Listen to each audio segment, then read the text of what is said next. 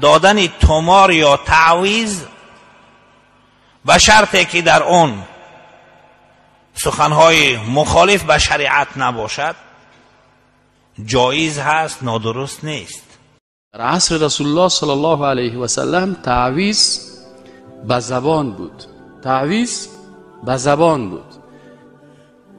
این از کجا استنباط کردیم؟ از قل اعوذ برب الناس، قل اعوذ برب الفلق، فاذا قرأت القرآن فاستعذ بالله من الشیطان الرجیم.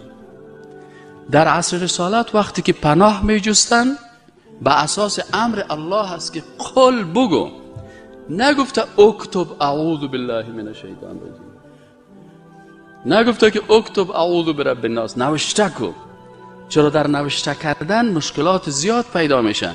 اگر تو قرآن نوشته میکنی، آیات قرآن نوشته میکنی و این آیات قرآن در گردن خود